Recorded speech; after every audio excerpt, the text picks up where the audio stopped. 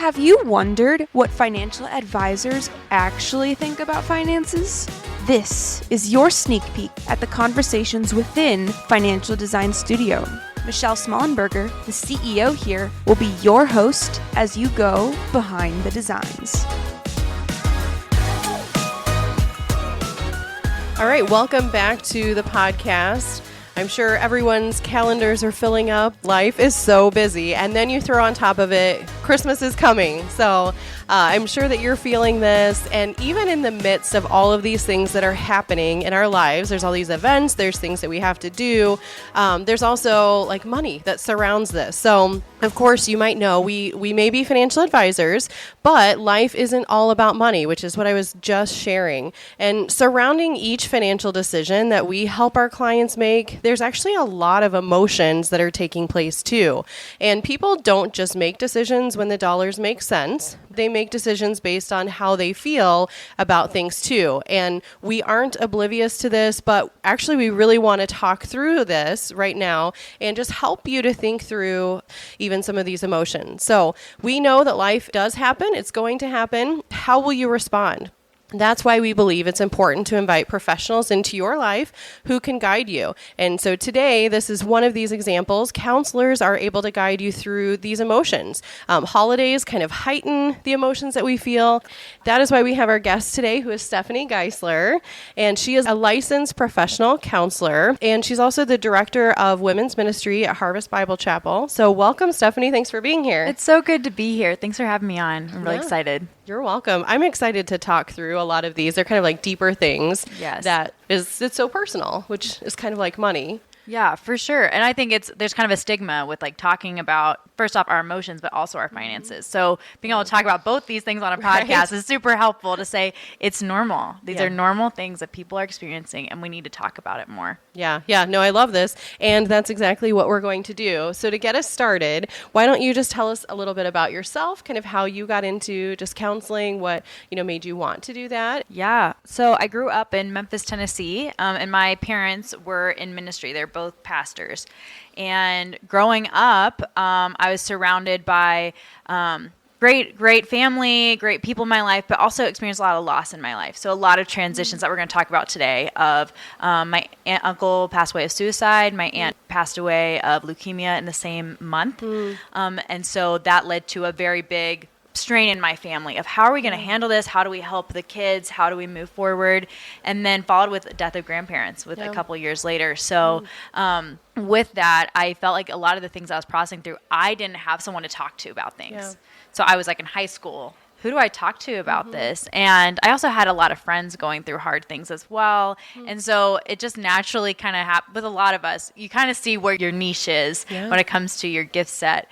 And I just found it so natural to talk about things and wanting to be able to help people and wanting to bring the help that I wish I had. And so when I went to college, I was like, I really want to study counseling so I know how to best help people and help people understand the emotions they're feeling and help them process through things. So got my undergrad at Union University and then got my master's at Wheaton in Chicago. And that's how I ended up in the Chicagoland area.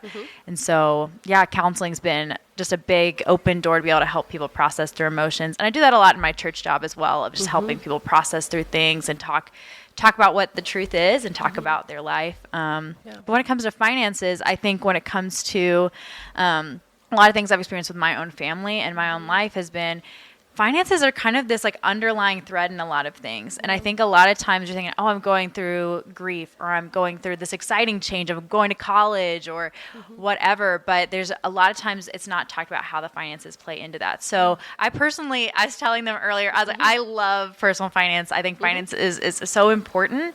And it's an awesome tool, an opportunity to live the life that you want to live and be able to do the things you want to do and be able to prepare for the future. And so as I've been doing counseling, it's been able to have a beautiful marriage of thinking about finances and helping people have the emotional capacity to be able to do the things they want to do. I think that's great. I think that just helps people to understand kind of even you've experienced this in your own life, and we're going to kind of talk through different life events. And, these different events kind of bring just completely different emotions. And so we're going to talk about, and maybe even as we go through some of them, this might be where we might point out, kids go through these. And so all of these things shape who you are, which may not be directly correlated to your money. But what happens, and to kind of help set this up, is, our clients, like they're reaching out for guidance. So, the clients that we work with, they've realized they want a professional to help them manage their money well. And what happens though is when you're making decisions, even like on a day-to-day basis, as you go to buy, like we're thinking about Christmas gifts right now, as you go to buy things, all of that stuff, like these decisions you're making, you're also experiencing emotions just because, you might have had a bad day. You might have had a bad month or year because of some of these major life events that you've just described. But even just smaller things, like it's just a bad day, you stubbed your toe or something. But life happens, we have emotions, but we also need to make decisions that affect our finances too. Yeah. And so what we want to be sure as we're having conversations with clients, and this is why we're going to talk about this today, is we want to talk about these emotions because sometimes when you can actually work through those, you can make really great decisions. And so that really helps you to clear your mind to be able to say, okay, now I can make a wise decision like I want to. So let's kind of set this up. As we're here at the holidays, I think a lot of people think we're reminded of them. We're reminded of them right now because we go to celebrations, or we don't go to celebrations that we used to, or we go to places and people that used to be there aren't there, or, just things like this. We're reminded of everything because of situations like this. So because right now is kind of such a heightened time for emotions, I think, for people, and all these reminders of what has or hasn't been, one of the biggest ones I think about, because I think that we think Christmas should be this happy time. Like it should be joyful. We should be wanting to give gifts. And I think there's almost like that expectation from people. So let's talk about probably like one of the deepest ones, I think, is like just loss of a loved one. When someone that you've loved has died, whether it's recent or it's even in the past, it could be years. So how do we help, and how do we work through emotions like this to kind of process them? Yeah. I think the first thing that we all need to recognize is our life is not in a vacuum. Like, I think a lot of times we think about Christmas or certain events and we go like, okay, like this is how I should feel about this specific thing versus thinking I have a lot of history. There's a lot of background I have in my life, and there's a lot of things that are impacting the way I feel about the specific holiday, things like this. And I think a lot of times we wonder, why is that emotion bubbling up in me?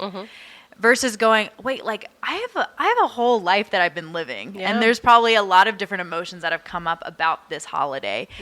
So I think first recognizing that it's not just a Christmas party, or it's not just this holiday. It's that there's a lot of things that are factoring or playing into it that sometimes when the emotions feel overwhelming, it's like there's probably a lot building into this. But when it comes to loss of a loved one, I think being able to know that part of the reason it's hard is because we enjoyed those times with them. And I think when it comes to grief, especially during the holidays, is being able to hold, there's such a good part of that grief, because a lot of times it's that I really loved that person and I really appreciate them. And I do miss them. I miss what we had. I miss maybe I'm missing that my grandma used to always make the apple pie, and there's special memories with that. And I think being able to make space for that, that's a big part of the things that, as we were thinking about the holidays, we don't make space to just breathe and process what we're feeling. A lot of times we're like, okay, I need to go to the Christmas shopping and do this. And I think thinking, how can I just maybe before the whole family comes over, maybe I need to sit for a second by myself. And process what I'm feeling. Maybe I'm really sad. Like my mom's not here. Maybe I'm grieving, the people who just can't even come in town this year, being able to, it can look really different. So making space for that is so important. And then also recognizing there can be complex emotions. We were talking about this even before we record the podcast of sometimes it's grief, sometimes there's a little bit of relief, sometimes there's some joy, and it's being able to know that's okay to experience a whole gamut of emotions. Another part that I think is so important is don't feel like you have to put the mask on, because I think that's the thing we do with our family, or even especially with our kids, or with your friends coming over, you're like, I don't want them to know I have mixed emotions about this, or I'm feeling sad. And finding who are those safe people you can let down with. Like, you know, that's one thing. Like when I lost my grandmother, it was right before Christmas, when I was in college. And I remember being like sitting with my family and we were like enjoying breakfast, but I was like, I miss my grandma. And they're like, I do too. Yeah. And just being able to verbalize it and having that safe place to process versus feeling like, okay, we got to make sure everything looks nice and everything's perfect, because that's where we get even more stressed about it. Yeah. Because we feel like we can't be genuine to ourselves. And that's actually really unkind to ourselves when we're not allowing ourselves to feel what we're feeling. Yeah. It's almost like what's interesting is this time of year almost easier to like stuff the emotions because of what you just said. Like you have this to-do list. So I don't have time to deal with it. After Christmas, I will. Yep. I'm thinking, so this year I know, like one part of our family isn't coming in town like normal. And it was just funny. Like even our daughter, was kind of like, oh, they're not going to be here. And it's still going to be fun, but it is going to be different. And so it's just interesting, like picking up on when those changes happen, like, are you paying attention to what others, like your kids or parents, like, are you paying attention to even notice? And what can you do? Like there's little things you can do to still make it meaningful. Cause I just think, well, how is it going to be different to where she's kind of like, okay, they aren't here, but like it was special because we did this, you know? Yes. And it doesn't have to be like a huge gift or a huge something. It's just something that's thoughtful, right? Like, so we just might make something that we normally don't, or just something like that. And then another idea that I just saw was someone who their dad had passed away this year, and over Thanksgiving, they made like one of those t-shirts, like took one of his old t-shirts and made it into a pillow, or it was like cute. like a button-up shirt. And so I just think like there's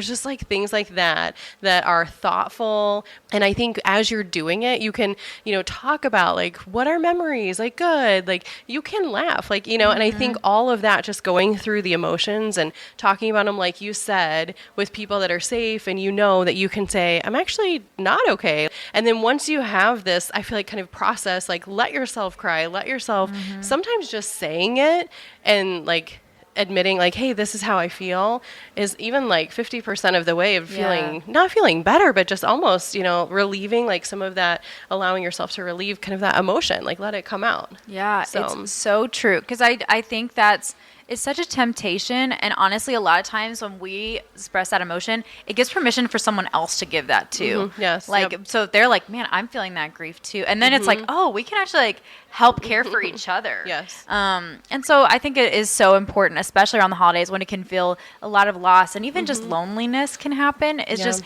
inviting your community in, whether that's your family or friends, just being able to be real with people about what's going on and allowing your village to come alongside you. Yeah. So I think this is a great like heads up. If you're listening to this and you kind of think of someone who you know that they're struggling with something, this even might just be great to pass on so they listen to this, and just so they are able to kind of start thinking through, how is it, like if there's something they need to talk through with someone before you kind of show up for that family holiday gathering or that Christmas party and you're like, I'm not feeling this. Well, you can actually like work through that before you go so that you can be real. I guess let's kind of shift a little bit. I've noticed too how people who like, okay, so you've lost someone that you loved, they've passed away, but there's other types of losses. And so you know, I even think of families like maybe where the parents have gotten divorced. I think some people, like if you experience one loss and someone else is experiencing a different type of loss, you can actually like understand each other's emotions because they're both a form of loss. So I think what you mentioned about like community and sharing with someone, like it's interesting how you can have like this kind of same spirit of like, hey, we're actually experiencing something very similar. So if you start talking about it, that might actually help you both to process through that. And I think a lot of times we don't think that, oh, someone's experiencing loss that's different than mine, they can actually bear with me. Because a lot of times you think, well, they don't know exactly what I'm going through. And they may not know exactly what you're going through, but they can be able to support you. And I think that's such a big lie that I've heard a lot of people, it's like, well, you didn't go through my exact loss or my exact situation. It's like, no, maybe it's not the exact, you know, the exact same age that person passed away or the exact same scenario, but being able to talk through things and be able to process through the grief, and also knowing grief can look different for people. Like I know for me, like I very much am go do and, throw the part and, pretend like nothing's happening. But then it comes out in different ways. But then like other people, it's like, man, like I can't do anything. I just need to like sit. And so recognizing that because someone's processing their grief differently doesn't mean they're not grieving. Yeah. Or it also doesn't mean that if they are grieving in a very extreme way, that it doesn't mean that they're totally losing it. You can be gracious to wherever someone is in their process, and people process emotions differently. Like my husband, oh my goodness, he is the most even-keeled guy. Me, I feel my emotions to the nth degree, so I'm going to cry and feel all those things. And so knowing we don't need to have that expectation of ourselves that grief needs to look a certain way, but we need to be aware of when unhealthy patterns or things like that are creeping up. And that can happen a lot with our finances where, wow, I'm starting to spend a lot more money than I normally do, or wow, I'm going out and eating a lot more than I normally do, or whatever. So recognizing those patterns that may be grief hidden. Yeah. Because a lot of times that's what happens where our coping skills come out in unhealthy coping. So. Yeah. No, I think that's really helpful. And like you said, even though it doesn't look like it, everybody I think has emotions. It's just we all deal with them differently. You were raised with a certain, set of, well, this is kind of what I saw my parents do. And then your spouse has, well, this is what I saw my parents do. And so now when something happens to the two of you and you have like 4 sets of responses that you've like been trained or learned, it's like, okay, wait, what do we do? And so even that like can make a big difference. Totally. Well, and it's like, I know for my family, we are emotional processors. Like we are like, tell me how you're feeling. Like we're just like, we're a family of girls. Like, we just like talk about things. And then for my husband's family, like they are not as much processors. So when me and my husband come together and talk about things, he's like, oh, you want to talk about this for a long time? And I'm like, yes, I do. Yeah. And for him, like if he just wants to talk about like, if he's going through something or grieving something, he may just need to talk about it for an hour and he's like, good. He's done. Yeah. And so, but for me, I'm like, are you good still? Like, and it's just knowing that people are different than us and having grace for that. Because I think that's knowing that people are going to have different wirings, and that's not a bad thing. But also be able to honor our own wiring. So, and that's where it's really important, especially with grief, to be able to tell people what you need. Because I think that's something we don't say a lot. Hey, like I really need a hug right now. Yeah. Or I actually need some alone time. Especially in the holidays, asking for those things of like, hey honey, can you take the kids? I just need a sec. Because it's really helpful to vocalize those needs. Because again, that stuffing down is super easy to do. Yeah. So you mentioned that. So being sure that we're saying what we need. Can you think of some things like what are good things that people could do? So like, sharing that need, like what are ways, or even like communities, like, so if maybe you're feeling alone, maybe you're feeling like I need to talk with someone, like, I guess, who can we point people to? And it could be like a counselor. For sure. It could be like, hey, you need someone to actually work through some things. But there's so many like pieces to a community. So maybe just walk us through like when you think of, so if you process and you're like, I need to talk about this several times with several people to really process it. But maybe your husband's like, I just talk with you and I'm good. And I'm really good. So what is that like? Like share what you would kind of like give people ideas of types of community. Yeah, for sure. Well, I think it depends on, where you are, like what your stage of life is. But I think first off, like letting your close friends, family know, like what you're going through, what you're feeling. Scheduling intentional time with people who are life-giving. I think especially we can get into the rat race of I have to do all these things for other people. And it's like, who are people that pour back into me? Yep. So like I have certain friends who I'm like, I know I'll be able to talk to them uninterrupted and they'll listen to me. Yeah. And those people are really life-giving to me. So I have to make sure like if I'm going through a hard time, I schedule time with them and am real about what's going on. Also, there's a lot of great groups that you can be a part of. Like there's groups like Grief Share and communities like that where either at your local church or even community centers that have places to process these things.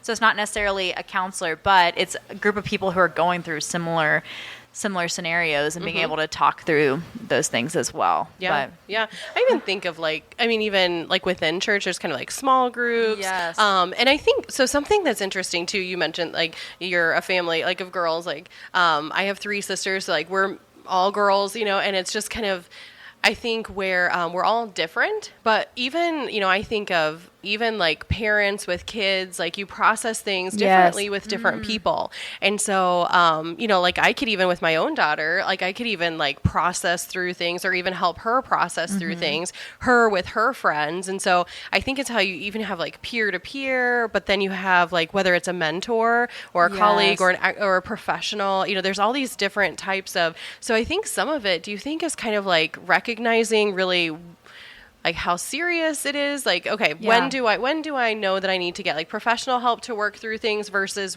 when could my friends probably help me through this? Yeah. And I think a big part of it is to give yourself the space to process what you're really feeling. In that maybe it's that you need to sit by yourself and be like, let me do an assessment of my life. Because I know, like, it's so easy to not want to jump toward, okay, I need to get a counselor. Like, I know that can feel really scary for people, especially if that's not something your family's done or anyone in your life has done. I'm a counselor who sees a counselor. Like, I'm someone who I firmly believe in it. But it can be really intimidating, and it is a financial investment a lot of times for people. So it can feel like a strain. But I think a big question I always ask is, how severe is this? Am I struggling to do the daily tasks I'm asked to do? Am I struggling to focus, or am I just feeling stuck? A lot of times that's when I've kind of been back at my counselor's door, is when I'm just like, I'm stuck in this thought about this, or I'm stuck in this emotion and I can't really feel anything else. And so it's really important to kind of assess if you're starting to like, man, I'm just really feeling angry about this and I can't get out of it, or I feel like this is impacting my relationships in a way that I can't really control. That's when it's really important to say, I should get some help. And that's when it's an important part of this with all of these, with finances, with counseling, is having a level of humility and a realistic look at yourself. And being able to say, like, we all need help sometimes. And there's times where, like, you're going to be the person who's helped carrying someone and helping them get out of a pit, but sometimes you need someone to come up to you and get you out of the pit. So I think it is being able to look at how drastically is this impacting my life. But no matter what, you need to have your people. Like, because I think a lot of times I thought about this as a counselor. I've had people come see me and I'm looking at them and I go, you know what you really need is a good friend. I'm working through stuff with them, and I've kind of gotten to the point where I'm like, hey, like I feel like you're really doing well, but I think you still need that emotional support. And so it's important to know there's a part of counselors doing their job is to be able to help you with tools and skills and really work through trauma.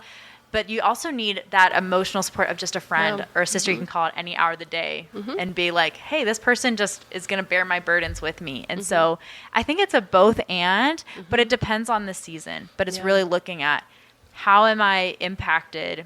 And one other thing about counseling too is a lot of times if you're like, I really want to jumpstart my work on this, because sometimes it's like losing a loved one or something like that. It's like that's going to take a long time to grieve, and there's going to be part of it where you're always carrying the grief with you. Sometimes it'll feel bigger, sometimes it'll feel smaller. But a lot of times it's like, I want to jumpstart getting those tools, or I want to jumpstart having this conversation. And a lot of times counseling is helping you be able to say, I'm giving space for this, and I'm able to jumpstart getting the resources and needs met that can help me in the long run. So there's a lot of reasons to go to counseling, but those are just some big ones that I've kind of seen. And I think even in kind of coming up with this episode, like Steve and I, like even for marriage counseling, like this is something that we've kind of learned is like invaluable, because like we work together, we live together like all the time. And so being able to just carve out that time where you're really just saying like, I want to work on this. I want to have tools to where we can do this well. We can communicate well. We can, like if we have disagreements, because you're going to have things, like life is going to happen. You're going to have all these different experiences. And so it's kind of like, okay, how can I do these things well? And so it just makes that time to really say, okay. And it's just like so refreshing, honestly, because you kind of like come back and you're like, oh, it may only be an hour, but it's just like, oh, that was so helpful to just even make the space, like you're saying, make the space to have the conversation. And a lot of times, like I think people think, which I did mention, like sometimes it is that, there's a drastic change, or there's some things that are really like, some white flag moments where like, I think I need to get some help. But a lot of times it's like, I just need to have a space to talk through it. And it's preventative of like, hey, I want to be able to make sure I'm communicating healthily with my spouse, or maybe, okay, my kid's going through a lot of transition. Maybe this is helpful if they're able to be in a counselor just to help. Nothing's really going on, but just giving them a place to process. And I think knowing that seeing a counselor doesn't mean there's something wrong with you. It just means, hey, we all need we need space to be able to process things. And so for listeners, I know there's people in here who may be like, yeah, I'm all for counseling, but maybe it feels scary for you. Know that there's no shame in ever wanting to just talk about what's going on in your life.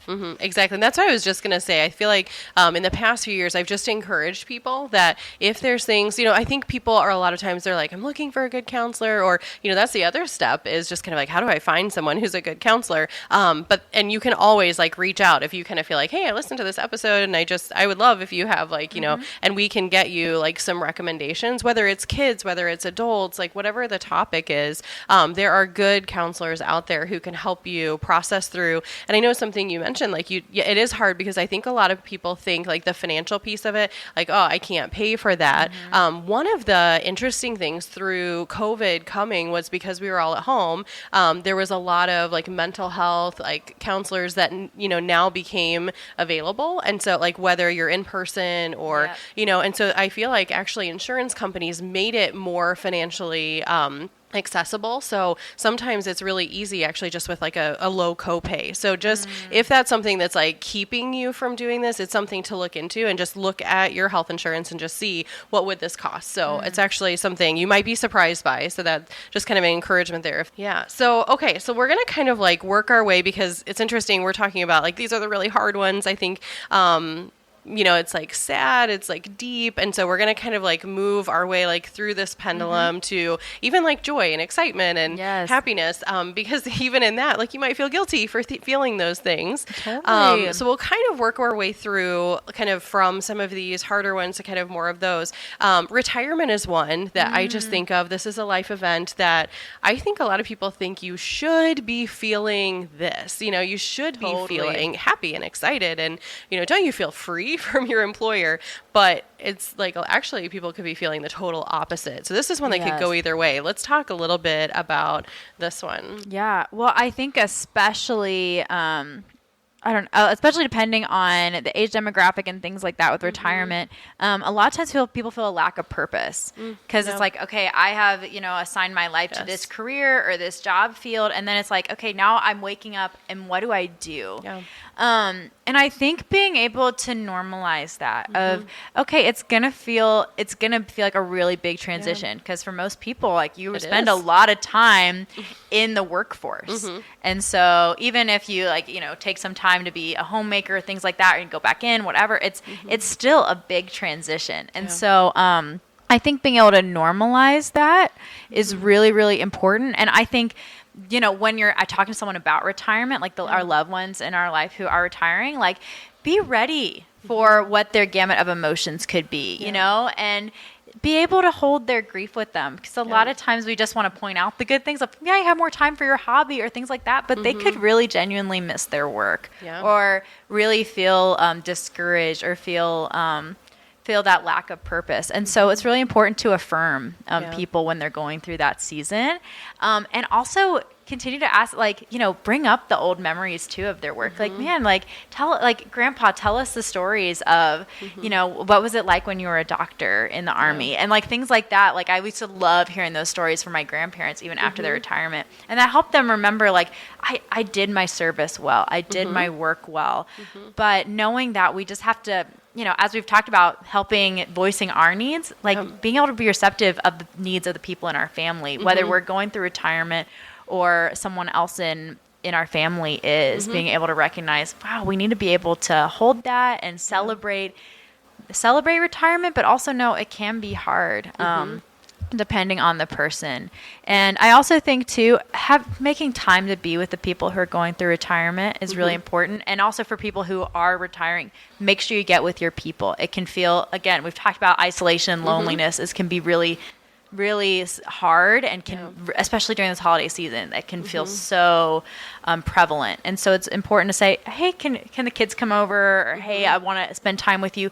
That reaching out is so important to make sure it doesn't feel like, wow, I'm totally losing my routine and losing my sense of identity and connection. Yeah. But anything you add to that? Yeah, I would almost say too, like, it's not easy, but for like people to notice. So for me to notice, okay, someone's going through this and what can I do to help? And then the other side of that too is if you're the person kind of going through retirement, like if you're saying, okay, I'm approaching it or I've just gone through it. I think there's so many pieces to our work that we miss. So it could be like the people that we talk to every day. And now all of a sudden I don't have a reason to talk to them. So even just saying like, well, I could get together with them. You know, I could reach out to them. Hey, do you want to grab coffee or something? Or, hey, you know, does the department want to come out? You know, or do something. I think just it's okay to like invite yourself to like ask them, hey, do you want to get together? Especially if it's someone you were close with. Those are important things. Maybe like as you're transitioning away from your career. The other thing is even like being a mentor. So if I'm retiring from my job, what am I going to? And this is like a really big piece of people who are preparing for retirement. It's thinking through, well, what am I retiring to instead of from? So maybe it's like I'm focusing all of like what I'm losing, but what am I going to? And so that might be a big piece for just to think about. And so a lot of that when we think of like hobbies, but sometimes honestly, a lot of people will retire and they'll be so busy with like doctor's appointments because they haven't really like taken care of their health, for example. Yeah. So I think those are things like it looks different for everybody because of these different reasons. So what am I retiring to? And if there are relationships that are important to you, like from work, like try to like still foster those even outside of your career. Yeah. And I think with any big transition, make a game plan as much as you can. I think a lot of times this is a big thing I think about with counseling is a lot of, and with finances too, we can be reactive versus proactive. And so if you know, hey, I'm probably going to retire in the next year. Maybe I should go ahead and think through, what do I want my routines to look like? What do I want my schedule to be? Maybe it's, okay, in the morning, I want to get into tennis. Okay, I'm going to have my tennis lessons this day. And just so then once the transition happens, you can kind of step into that routine and it doesn't feel like such a culture shock. Yes. And I encourage that with most transitions in life is to try to set some sort of game plan. Because otherwise, a lot of times it's like with no routine set, we just kind of fall into what our emotions are telling us. And our emotions are a really good caboose, but they don't need to captain our train. So it's really important to say, okay, I need to make sure I'm still like captaining my train, but I can let my feelings be here as well. Yeah, that's a good way to say it. So, and I think it can even be as easy as like, okay, here's the things I enjoy. Here's the things I want to be a part of. Even if it's not like you have it figured out on day one, like here's the time I'm going to do it and all of that. It's like, I have found like when you write something down, it happens. If you don't write it down, you'll forget about it. You'll lose it, whatever. So writing things down, just making a list so you can always look back at it and say, oh yeah, that was that one thing I wanted to do. And then you kind of, like you said, you start to build in, well, what does this look like? And also probably not like trying to do everything on day one. Like I'm going to learn tennis and then I'm going to be sewing and then I'm going to be, whatever one step at a time. Because it can get discouraging if you try to do everything and then you're like, and I think knowing capacity is going to be different. And that's a big transit of retirement of like, man, like I used to work like super long days. Okay, maybe your capacity isn't that anymore. So maybe it's, okay, I'm really busy for like 5 hours a day. Okay, that's fine. Or maybe I have a day where I totally just need to be at home and like work and getting stuff together for my house. That's totally cool. So I think it's really important to be, again, realistic with ourselves. Yeah. It's kind of this theme of just, I feel, being realistic, but also like being self-aware. And this is where I think, people we know that work, like that choose. So people that come and talk to you, like people who are saying, I need to talk with a counselor. People who come and talk to us and saying, I need to work with a financial advisor. Like to me, that is a person who says, I realize where my limitations are. And I know that I need help or guidance in this area. And it doesn't mean that they don't know anything. And it doesn't mean anything else. It just means that they've chosen. And I feel like there's just some self-awareness there that says, okay, I know when a professional is needed because my limitations are are here. And so this is where I think what we're trying to just encourage is, encourage you to actually work through these things, talk with professionals, like they're there to help you and guide you. And that's where like even we welcome like some of these emotional conversations, like we welcome these. And sometimes, we'll have meetings and maybe 45 minutes or 20 minutes of a 30-minute meeting is talking about how is life, what, how are you, and wanting to hear all of that. And then, we're going to take care of what needs to be taken care of, but it's like we also just care about you as a person and we're real people. It's, you have, money that you need to figure out how to deal with, but at the core of it, like you're a real person with real emotions. And like, that's why we do what we do, is because we care about you and both of these things. And so you want to see people healthy and thriving. And so that's when it's really exciting, is when you see people doing this well. That's awesome. Okay, so let's keep working kind of our way through this pendulum. So we're going to talk this one. Okay, job change and moving are kind of tied together. So we're kind of moving into some of these like transitions where they could be either or. So let's kind of talk about maybe the harder aspects of like a job change, moving, and then maybe more of the positives of it. Yeah. I think that's that's a mixed emotions there, right? And so I think especially with job changes, in this economy, we've seen so many different things with job changes, of downsizing of staff to relocation of companies and things like that. And even just transition of, but I used to meet in person with my company and now we're totally remote and I don't see people all day. And so there's a lot of changes that can happen. I think we've talked about the self-awareness. I think looking at how do I function during transition? Yeah. Because I'm a person, I love change. Change, if it's like, it's one of those things I enjoy. I enjoy rearranging my house. Other people do not enjoy that. And that's, most people don't enjoy change. Like, what was wrong with that, Stephanie? That thing was there. Yeah, they're like, my husband's always like, why do you move stuff in the house all the time? So nice. I'm like, because I like to decorate. But especially with things when it comes to our job and our life, those changes can feel so shattering. And a lot of times, we can kind of be like, oh, I am getting a pay raise, or, oh, this is but it can be an adjustment, especially if you're taking on new roles, or maybe your coworkers are different now, or maybe you're moving to a different state and now you're like, I have to learn this whole new culture. Like there's a lot of things that can happen. Yeah. So I think it is recognizing, how do I respond to change, period, is key, and knowing how people in your family unit respond. So maybe you're kind of okay with change, but your kids aren't. That's going to impact you. Yeah. And so it's important to recognize kind of how everyone's functioning in it and talking about it. Yeah. I think also being honest with your higher ups in your company, or with your bosses or coworkers, on how you're feeling with it. Because a lot of times we don't talk about it. And that's why there's HR. That's why there are certain things that are work to be able to talk through things. And I think being realistic, again, about where we are. So maybe with job changes, maybe you're making less money. Or maybe there's parts of, maybe there's a part of your job where you feel like you got demoted, or things like that. Or maybe you're not in charge of a team like you used to be. That can be grief. So taking time to feel that and saying, okay, that there's an unmet expectation. And that's one of the hardest griefs I feel like to deal with in life, is unmet expectations. And so making room for, that wasn't what I expected, but I can know that I can continue to move forward. And so maybe it's not what I expect right now, or maybe this is not where I hope to be. How can I plan for that and set things in motion for the things that I would really hope to do in the future? Or maybe even it's just getting routines together so I can process through this new normal. Because sometimes this is where I'm at, and that's okay.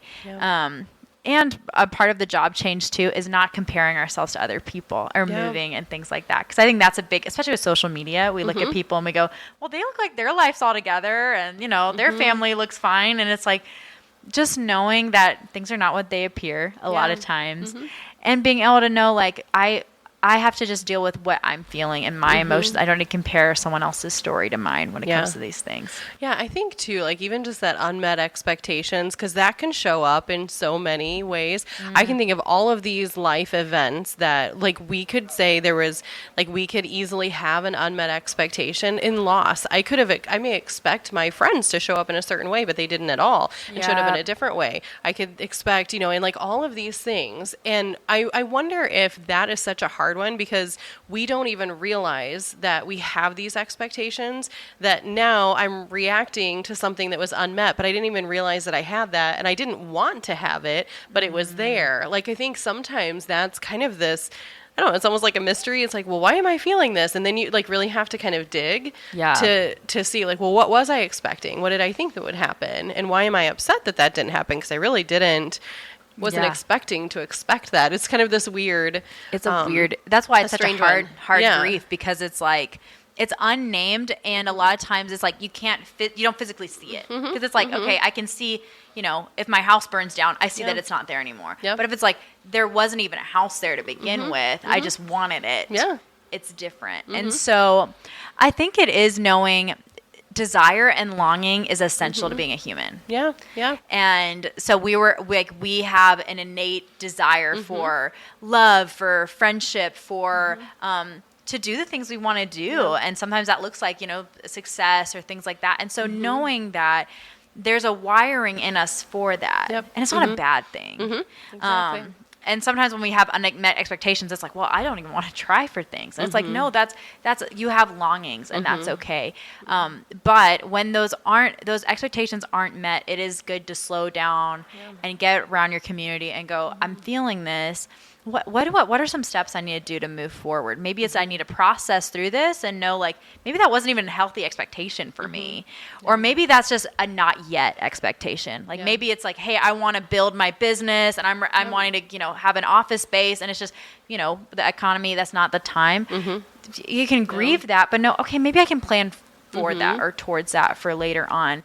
All because it's unmet now doesn't necessarily just mean that it's never going to be an expectation. But there's also parts of expectations where maybe I need to allow myself to have different dreams. But that's I think that's sometimes a reframing, which is a lot of what we have to do in our life, is reframing, where we can easily go to the negative of things of like, well, I didn't get that, so I'm not going to get anything. Or this expectation didn't happen, so I'm a failure, or things like that. And reframing versus that's actually just not what my lot. That's actually not just what isn't what was handed to me. But there are things that are given to me. There are things I can do. And so being able to think proactively and having a hopeful mindset and a hopeful reframe of even the disappointments in life, they don't define you. They shape us, but it doesn't mean that disappointment or that failure is necessarily going to be the whole trajectory of your life. And that's such a lie we can believe.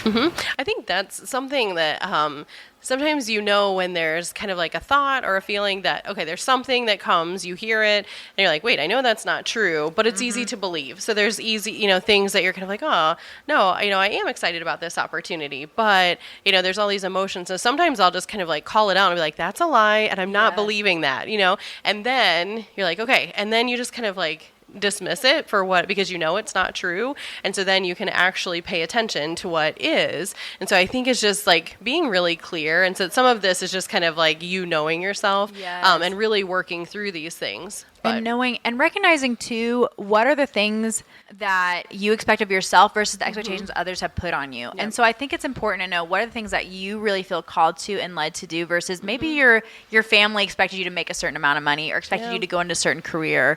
And maybe you feel disappointed in yourself, but it's like this generational level of counseling and finances is so important to look at of, okay, what are those things that I'm harsh on myself that are really unnecessary? Because lies can come from within ourselves, but also can come from outside sources. And so it's important to know what's the truth and what are the things that I really feel called to do, the things that I feel are best for my family, and knowing that's the stuff I need to really pursue.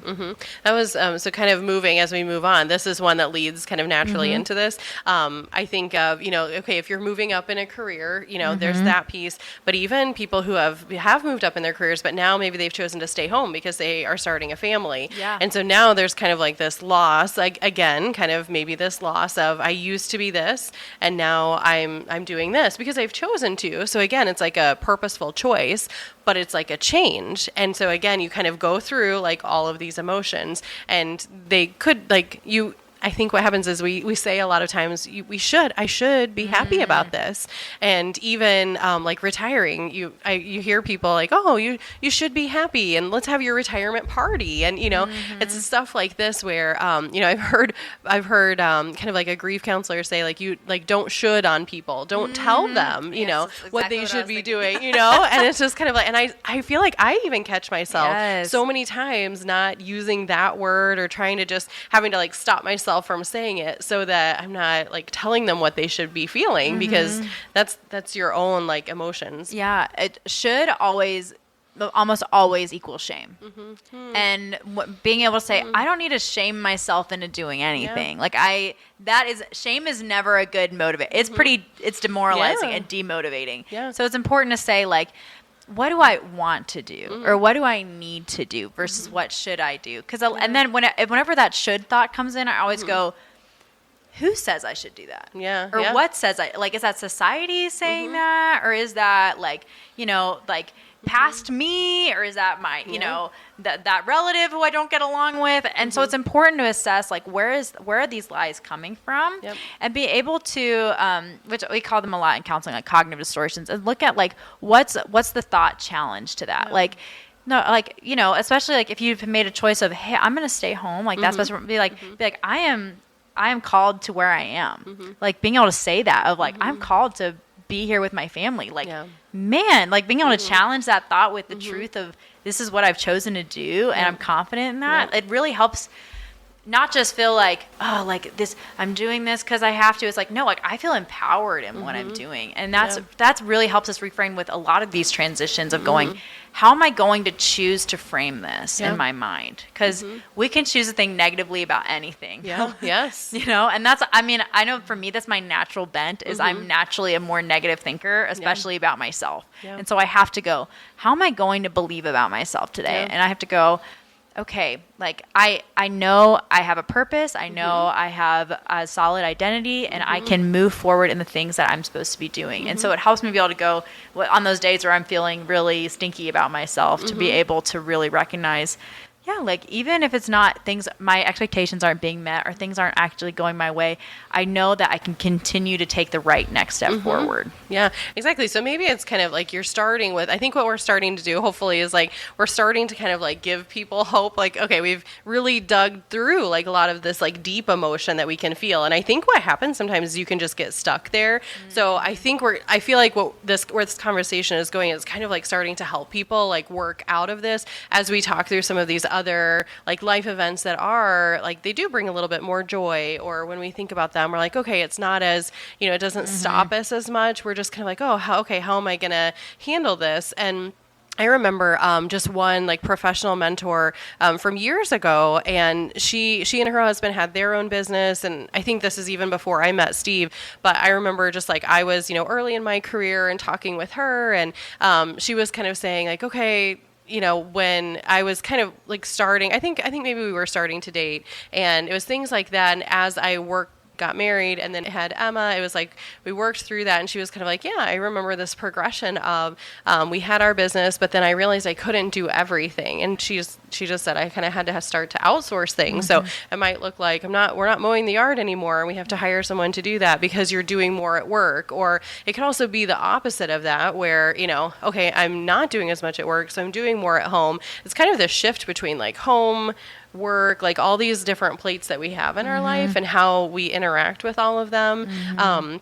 But at the core of them, it's like we're a person with emotions, but we can carry those emotions into all of these spaces. And so I think that's where I've really appreciated like the different people in my life when I can have those conversations and even just ask them, even someone that has experienced something similar. How did you deal with this? What was your experience like?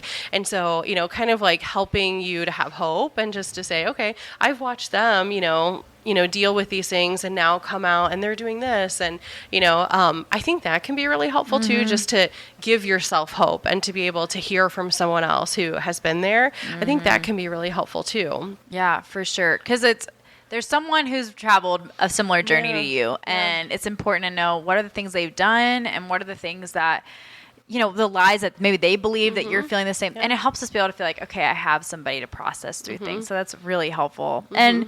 And knowing a lot of times, especially with things like job changes, moves, some of these things we're talking about, a lot of times we think we don't acknowledge our emotions of it because we're like, oh, it's normal for a job change. Oh, it's normal to move. And even if something's, quote, normal, it can still be hard. Yeah. And so, again, it's that recognizing your awareness and like being able to say, okay, it's okay if I'm not feeling 100% about this or having mixed emotions. And that's super critical. Yeah. No, I think this is really helpful. Just kind of, so if I think about this, day by day, as we're facing just things that we go through, maybe I'm even thinking as we've talked through this, there's kind of this framework. It's almost like knowing who we are, like realizing and being honest with ourselves of, okay, here's what I'm facing today. And then you kind of think of, okay, so do I need to talk to a friend? Like, who is it that I need to help, talk through this with? Is it a professional? Is it a friend? So there's kind of this almost like self-analysis of who is it that's going to help me? But also just this encouragement of like, talk to people, like, don't be afraid to bring it up. And I guess what I'm also encouraging is even, clients and, people that are out there listening that we might work with, and we're saying, like, we're encouraging you to have these conversations. Like, that's where, honestly, I feel like hope is in seeing other people come through this and knowing, okay, like, this doesn't define me. This isn't where I'm going to stay. It's just where I'm at today. This is just the emotions I have right now, but how am I moving through this so that, I can help someone else or be more aware of other people around me too. Because as you work through it, I actually feel like you become more aware and alert to seeing it in other people. So I actually kind of feel like you become a helper to help other people as they're working through things. And it helps us. I think a big part of this whole conversation I think is really cool to think about is you are not a segmented human being. Like, we are a whole, a whole human. And so our finances, our emotions, our physical health, all these things combine into who we are. And so if one thing's being impacted, like your emotions or your finances, it's going to impact your whole. And so it's so important to take time to go, what's really going on with me? And knowing that as you're talking with professionals, we're not looking at you analyzing or trying to shame. Judging, because we're like, a lot of us have been through things where it's like, I know when I was in a tough financial spot, or I know when I was in a tough season of life. And so it's important to know, like, they're there to help. And so it's important to say, for whether you or someone else or a friend that you're talking to, is knowing that help is something we all need, and it's something that's valuable. And because we aren't made to do life in isolation. Like, we weren't all made on individual private islands where, society functions better when you have a village of people to help you. And so that's what we get to do as counselors and financial planners, of being able to help people go, okay, this is how we can take the right steps forward for you. Yeah. I even think, like, I know I'm just in a small group, like at church, and there's like 10 to 12 women, and it's just so interesting. And you can, like, you'll know this in your own life, just whoever it is that you're normally surrounded by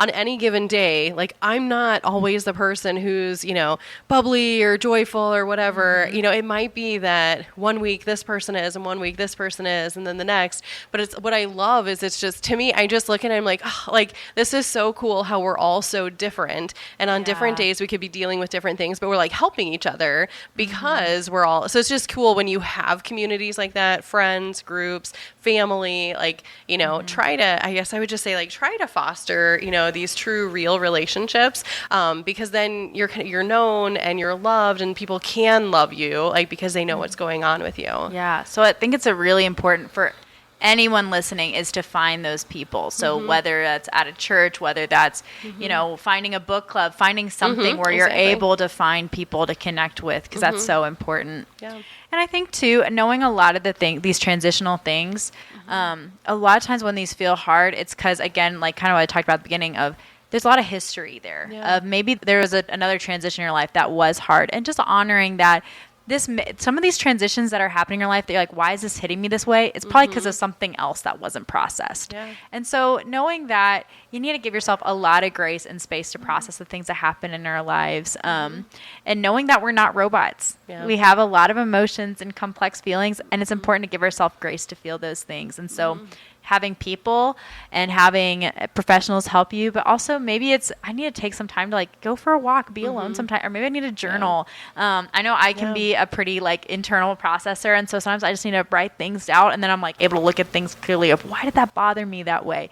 And so it's important to allow ourselves to be human and be human with each other. So. Yeah, and I think too, so if you find yourself kind of like in this holiday season, just because this is the time that we're recording this, I think what's interesting is if you find yourself like in these times where you're like, oh, you may look back like next year at this time and kind of be like, oh, last year I remember processing through like these emotions. I think what's interesting is it marks different points in time. And I can think back to like, past holidays or things where, a friend has been going through something. And I feel like I felt those emotions just as strong as they did because you're walking along with them. And so I actually love like when you can think back and you like think of these people who have kind of like, it's like marking your life, where there's just like relationships, but like loved ones that you're kind of like, oh, like those are memories you can remember forever, and so we want to have those meaningful relationships. And I feel like that's what brings so much meaning to life as you kind of, as we go year by year, because we look back and we're like, oh, wow,